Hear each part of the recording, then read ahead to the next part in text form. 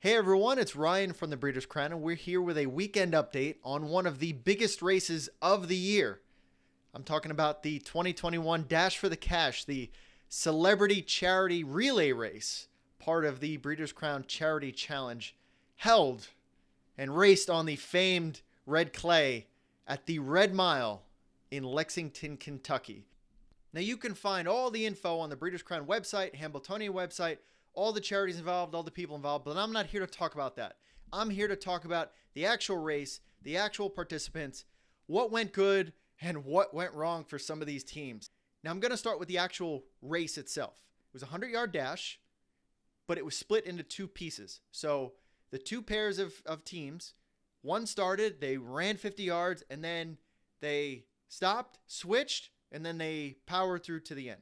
This was a major strategical advantage for some teams and for some not, because the first 50 yards, you had to stop.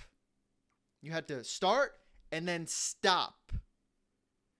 And then the second person could pick up and then run through the finish. They didn't have to stop. So I felt like a major turning point, and we're going to get down into this part of the race.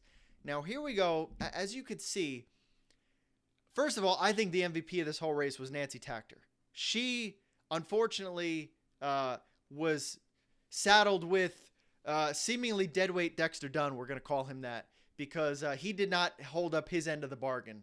Clearly, Dexter should stick to just driving racehorses and should leave the running to some other people because he was not good in this event. But let's talk about Nancy Takter. And to me, she was the MVP. But she had one major fault. I think they messed up by having this key moment in the race. Nancy should have finished, because we're going to go to Nancy's view right here. Now, Nancy gets such a great start, and she was ahead of everybody. And she did such a fantastic job. You could see her head is low. She's driving through with her legs, and surprisingly, she kept the race bike lower than everybody else. Everybody was holding the race bike up high, but she was down low. She was driving through with her legs, pushing through with her shoulders, and really was just in full stride. But as you could see, just as she has to make the transition to stop, she has to slow down, and because her head is so low and she's driving through with her legs, it's hard for her to stop. And she actually slips a little bit on the red clay. She didn't have the grip that she needed. Maybe she should have added some borium. Maybe she should have had different shoes on. Maybe she should have ran barefoot. I'm not sure. I'm not the trainer on that, but it didn't help that she had to stop and she slipped. And I think that cost them the transition that they needed. And then we'll stick with Team Dunn. Dexter he looks like a baby deer out of a womb running right here. He's got his head up. He's got one arm on the bike. I don't understand why you would want to pull a race bike with one arm as opposed to two. You're using half your power. You could see he keeps his knees low. He doesn't have very good form. Plus, I think he was maybe slipping a little bit. He's got these little choppy baby deer steps to him, and I just don't really think that he's getting the power that he needs comparatively to his partner, Nancy, who just, again, it was a poor matchup. It was a mismatched team, and unfortunately for Nancy, she just didn't have the team. The team part of this charity challenge is team effort, and I just don't think that this was Dunn's best event. After all that, Dexter does get second. He holds on for second. I guess his heart held out. He wanted to beat his friend Andy McCarthy, and was just able to hold him out and get second there. But again, Nancy Takter gets the MVP, and Dexter Dunn gets a big fat. Let's go to the next team. We'll keep Team Yannick for last because they won it. We're going to go to Team Takter, who had Andy McCarthy subbing in for Team Takter. Now, I guess the excuse is that Tim, he's had hip surgeries, but I don't think that was an excuse. I think maybe Tim was scared here. He was intimidated by the other three guys, and I don't think Tim wanted to embarrass himself. I'm going to say that flat out. Tim was scared to run. I think if they did such a good job on his hip surgery, he would be like the T1000 out there and just beating everybody. But I think he was scared. I think Tim is great in these high-pressure events, but not this one. So Andy McCarthy subbed in, and I think McKenna, his partner, I think she was relying on Andy to get the job done.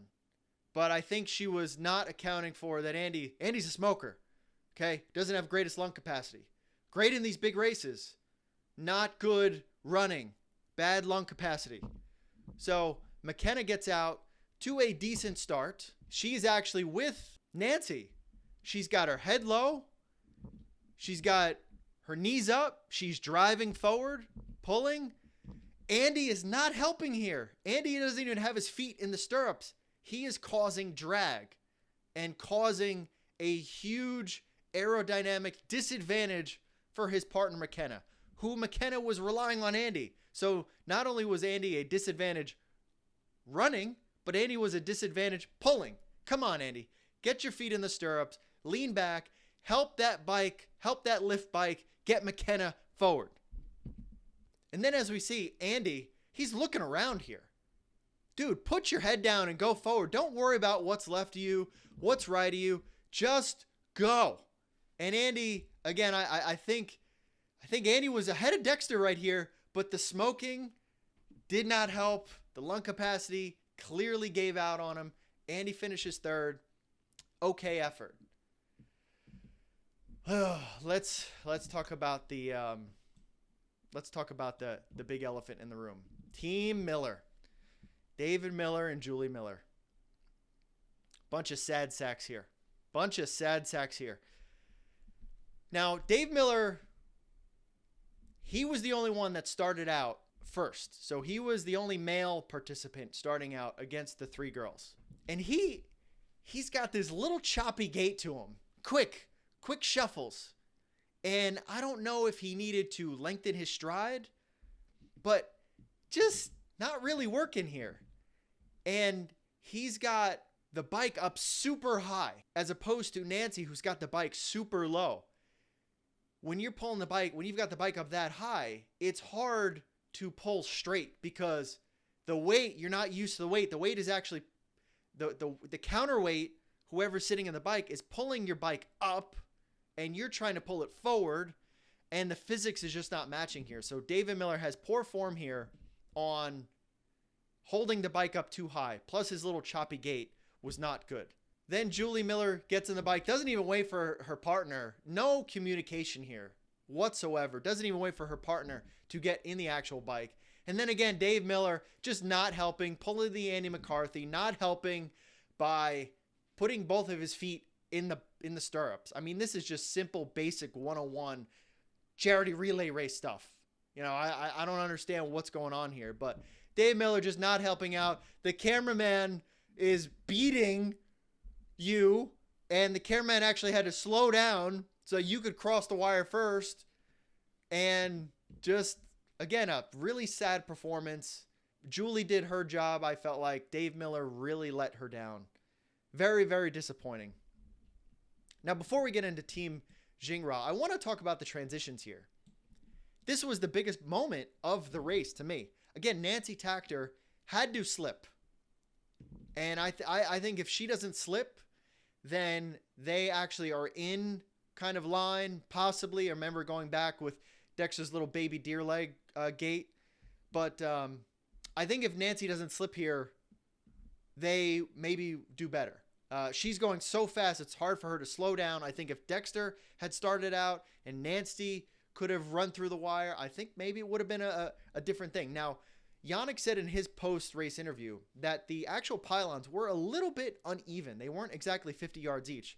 The first pylon was about 40 yards. And then the the stretch was about 60. So I think if Dexter had run, he was already going slower. It would have been easier for him to slow down and then give Nancy that extra 10 yards where she could just sprint through. That, I think, was the mistake. But if you watch the transition, Nancy goes outside of the bike and has to step over the wheel, which is not an efficient way to do it. Andy and McKenna, Andy does this hop step, whatever move he wants to call that. I think if he were actually wearing running shorts or running pants, not these tight jeans that he's wearing that is a European cut. I think if he could actually extend his leg over the bike, I think he does this little hop step, whatever, with these pants that he's wearing. Not good equipment that Andy chose to wear. And then Andy slips. So I think Andy's whole lower body, just these tight jeans that he's wearing, plus clearly the wrong shoes. They did not choose the right shoes. He slips, gets a bad transition. And then Dave and Julie, they're just very lackadaisical in their effort, just very slow in the transition. You know, Julie clearly wants to go, and Dave is just lollygagging around. And she is already going before Dave is even ready to jump in the seat. But clearly that was David's fault because he wasn't even... He wasn't clearly in the zone. Maybe Dave on the racetrack likes to be calm and likes to keep his horses calm. But in this race, you needed to up the intensity level, which David clearly did not do. Now we're going to get into the final team here. And that is the winning team. And just everything about this team was flawless. I know that they had discussed racing barefoot before, but just before the race, it started to rain, and I think the track was a little tacky, and they were worried about running barefoot. And I think that's where Sarah's gait was affected. I think if she could race with bare feet, with no shoes, this team would have smoked them. So Sarah gets off to an okay start. Good form. She's got the bike. Good height. She's got her head down. She's driving forward. She doesn't have the longest gait to her. She's kind of got a choppy gait. Maybe, I think either one way. If they weren't going to race barefoot, maybe they should have put some bell boots on, keep some weight down. Maybe it could have, gotten her a little bit better. But I think the main strategic advantage was Yannick realized before the race, we need to have Sarah start because it's a shorter distance. So put the, I don't want to say weaker because Sarah was good here, but put the weaker half in the front. And then let Yannick. Now watch this transition. It is quick. It is smooth. They don't go outside the shafts. They know which way they're going. They had discussed it before. Watch this transition here. I mean, bing, bang, boom. And like Yannick, the different intensity between Yannick and Julie. Julie's ready to go. Yannick's ready to go. Yannick pulls the bike before even Sarah gets in the bike. But Sarah knows that. Sarah knows that Yannick is intense. Yannick knows that Sarah's going to have to kind of jump up and Yannick's going to catch her as he's pulling the bike forward. And they just do a perfectly smooth transition. Boom, you see Sarah, feet up in the stirrups. She's got herself braced. She's not putting any drag on Yannick right now. And then Yannick just look at this gait. I mean, he is wide. He is driving. It is beautiful watching this gait. The intensity's there. He's got his knees up. He's driving through. His legs are coming back. He almost hits the wheel. That's how far back he's going. And then we love a little bit of showboating here. I mean, just beautiful. I love when everybody showboats. Yannick knew he had it win. He had the race won. Save a little bit for next time. He didn't have to win by that many lengths. He knew he had it. And just a beautiful team, beautiful performance